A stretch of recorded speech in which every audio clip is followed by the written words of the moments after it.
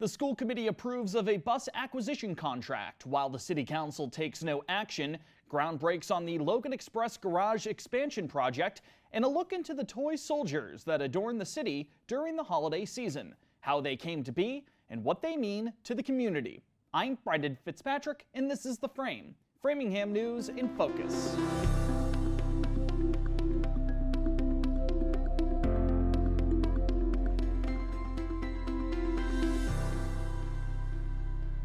Hello and welcome to The Frame, an initiative of Access Framingham. We begin this week with a recap of the recent developments regarding the proposed plan to bring school bus driver operations in-house, as the Framingham School Committee has supported a contract to acquire vehicles while the City Council voted to take no action. Amid the ongoing school bus driver shortage, which we've covered here on The Frame for months, school officials have stumped for the creation of a system that would make bus drivers city employees instead of operators provided through a third-party vendor. To facilitate a transition to that in-house model, a 5-year contract with Anderson Motors has been proposed to both the school committee and City Council. The lease-to-buy agreement, which was worth close to $2.5 million, would be for 72 vehicles. School Superintendent Robert Tremblay noted that the school district is hoping to have a decision on the deal lined up by December 15th in order to get school buses ready for the start of summer programming on July 1st. The school committee unanimously approved of the pitched contract with Anderson on December 4th. The City Council, as mentioned on last week's episode of The Frame, voted to table the topic during their meeting on Tuesday, December 10th. Prior to this week, though, District 7 School Committee member Tiffany Maskell expressed disappointment for what she described as an implication that she and her colleagues had not done enough research on an in-house system. I've not heard one city council member stand up to the podium and ask questions. So how dare they say that we haven't done our due diligence? As for this past Tuesday's City Council meeting, local legislators voted to take no action on the Anderson contract, following an executive session that was closed to the public. Multiple councilors noted that they reached the decision based on that executive session, which was described by District 8's Leslie White Harvey as productive. Some of us have had kids in the schools, may have used the buses, or in the future may have kids or family or friends. So just to know that everything we did in mind with our children and our families. More information on the ongoing school bus driver story can be found on our website, the latest source for local journalism, www.theframe.news. There you can find additional details on municipal developments, highlights on community events and initiatives, and more Framingham-based stories. Be sure to subscribe to our email newsletter so that you can stay in the loop with us. Also, find us on social media. Our home on Instagram as well as on X is @FrameNews_. Subscribe to Access Framingham's YouTube channel and hit the bell icon to be notified whenever we upload a new episode of The Frame. Find us on Facebook too by searching for The Frame there. A groundbreaking ceremony was held on Monday, December 9th to commemorate the start of a project that will double the size of the Logan Express parking garage in Framingham. The garage, which is located next to Shoppers World, is primed to have 3 levels added to it, which would result in about 1,000 additional spaces.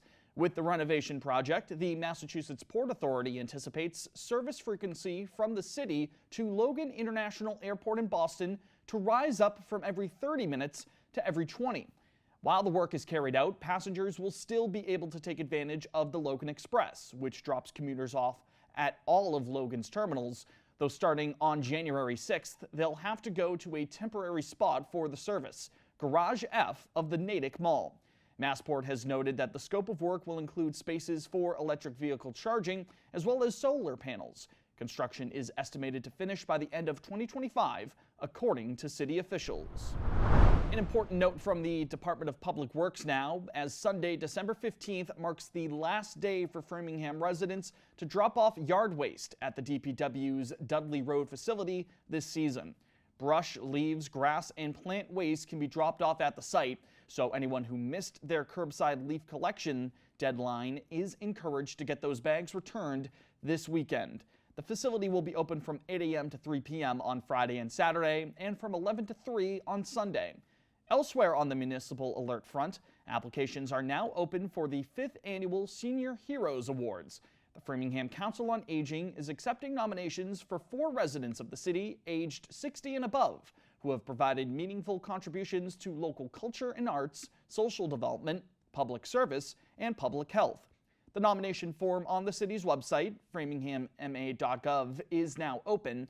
The last day to submit an individual for consideration is February 3rd.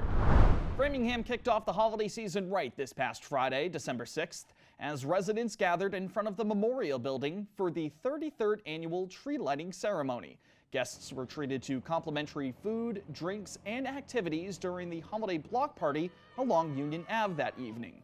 Members of multiple municipal departments were on hand to welcome celebrators of all ages to the downtown area, as the big man himself, Santa Claus, along with Mrs. Claus, were treated to a VIP escort from Concord Street to the top of City Hall's steps prior to the lights being turned on.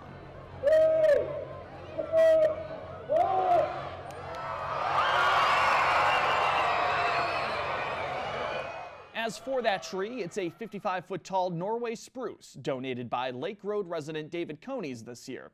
Speaking of the downtown area and the holiday season, as December continues, city officials have advised residents that parking meters in Framingham will be free on all Saturdays this month as a way to support local commerce. And finally this week, a preview of our frame-by-frame segment. By now, you've probably noticed at least one of the roughly 40 giant toy soldiers that have adorned Framingham for the holiday season. 7 years ago, the city's Parks and Rec department started a scavenger hunt for residents to take part in this time of year. We wanted to learn more about when these soldiers started to pop up, where they come from, and why they're so notable for the community. We spoke with Jim Snyder and Elaine Prue with Framingham's Parks and Rec team to learn more about what goes into this tradition. It's a labor of love, and we do enjoy it, but it's also really, inexpensive. People are looking for very cost-effective ways to go out and enjoy the holidays, and this is one way that's totally free. It just doesn't discriminate. Everybody who sees the soldiers loves the soldiers and can appreciate where they came from, especially if they know the history behind them. We also spoke with Access Framingham community member Dave Hornfisher, who has a personal connection to the toy soldiers, for this week's Frame by Frame segment. That entire story can be found on our website, theframe.news, as well as AFTV's channel on YouTube. You won't want to miss it, especially as the holiday season continues. That's all for this week's Framingham News in Focus. For everyone here at The Frame, thanks for spending your time with us. My name is Brendan Fitzpatrick. We'll talk to you next week. Take care.